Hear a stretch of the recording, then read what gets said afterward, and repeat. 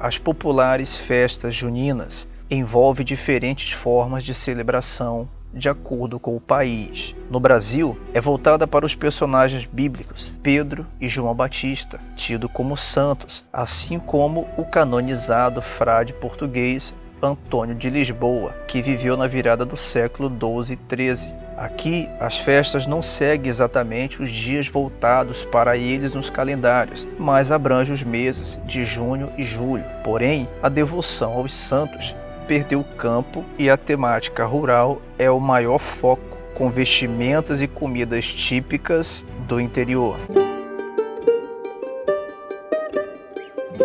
A origem das festas estaria nas celebrações pagãs do solstício de verão, quando a incidência solar medida a partir da linha do Equador é a maior do ano, ou seja, a luz do dia. Simbolicamente, o início oficial do verão no que concerne à mudança climática e, portanto, o início da época de plantio, dias mais quentes e mais longos, em uma época dependente da luz natural para quase toda a prática ao ar livre. Como o solstício coincide com as datas voltadas aos santos, o sincretismo religioso se apoderou da festa com o pretexto de celebrá-los na Idade Média. A palavra junina remete à deusa pagã, Juno, que a Igreja Católica adaptou para joanina, relativa a João. Hoje voltou à baila junina, por muitos a usarem relativa ao mês de junho. Por muitos cristãos, as festas são vistas como idólatras, enquanto outros consideram que não se desligaram da origem pagã, sobretudo pelas crendices que remetem à feitiçaria, como as chamadas simpatias. Não só as festas dos dias de santos estão no contexto junino. No Brasil, 12 de junho, o Dia dos Namorados, na véspera do dia de Santo Antônio, tido pelos seus adeptos como o santo casamenteiro. Assim como os namorados do hemisfério norte a atrelam ao dia de São Valentim, o Valentine's Day, 14 de fevereiro. Só que nem para a Igreja Católica, Valentim é um santo oficial, pois não há dados suficientes para comprovar se a história foi real. Há de um bispo que realizava casamentos secretamente em uma época em que eram proibidos pelo imperador romano Cláudio II no século III. Muitas são as simpatias para se conseguir um cônjuge nessas datas. Dessa forma, é compreensível que muitos não separem as festas juninas do paganismo.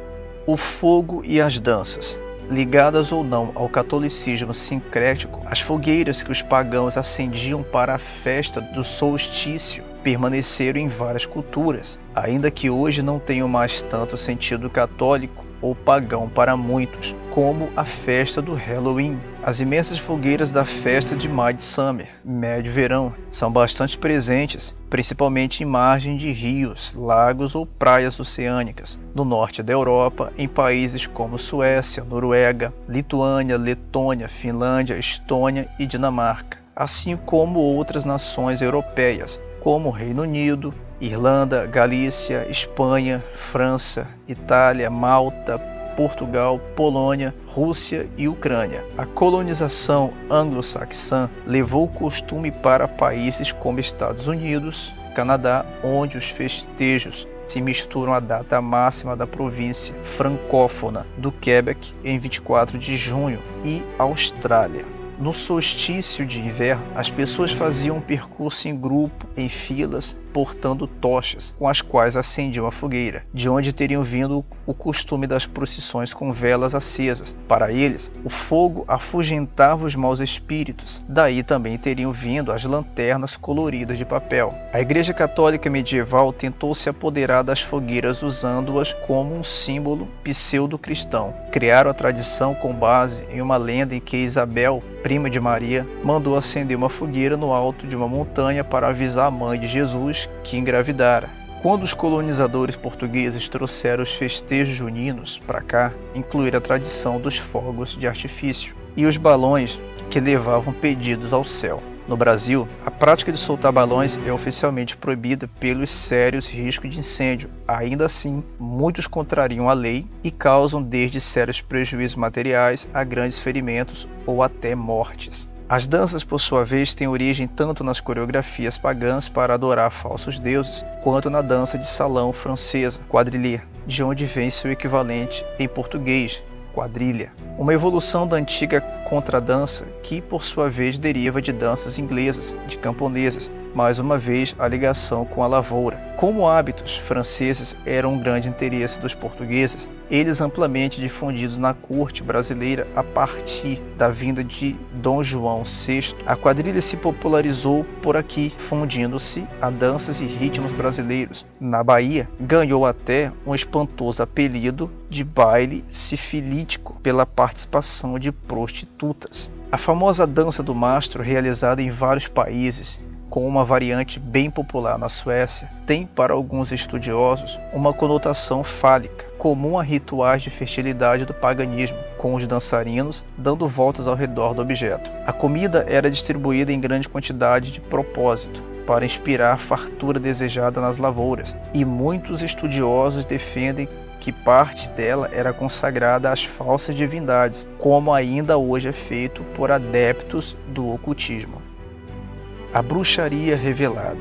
Muita gente conhece uma prática bem estranha na época junina, a de se colocar uma imagem de Santo Antônio de cabeça para baixo, às vezes enterrada ou submersa em água, como que a torturar o personagem até que ele arranje um casamento para o torturador. Outro caso comum dos antigos pagãos perdurou em algumas regiões brasileiras, o de esfregar cinzas já frias das fogueiras juninas no corpo para a cura de doenças, muitas tradições e nenhuma comprovação científica. Os adeptos do chamado neopaganismo realizam celebrações bem parecidas com as festas pagãs originais, inclusive com a fogueira e as danças.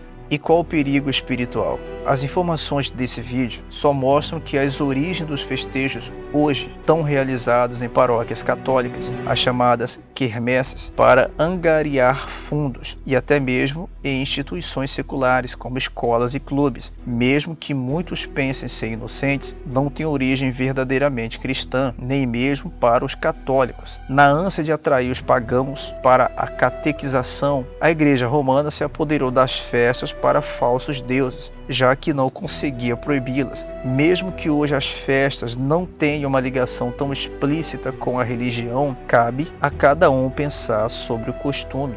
E não sejais cúmplices nas obras infrutíferas das trevas, antes, porém, reprovai-as, porque o que eles fazem oculto, o só de referir é vergonha. Mas todas as coisas, quando reprovadas pela luz, se tornam manifestas, porque tudo que se manifesta é luz. Pelo que diz: desperta, ó tu que dormes, levanta-te de entre os mortos, e Cristo te iluminará. Portanto, vede prudentemente como andais, não como nércios, e sim como sábios, remindo o tempo, porque os dias são maus. Por esta razão, não vos torneis insensatos, mas procurai compreender qual a vontade do Senhor.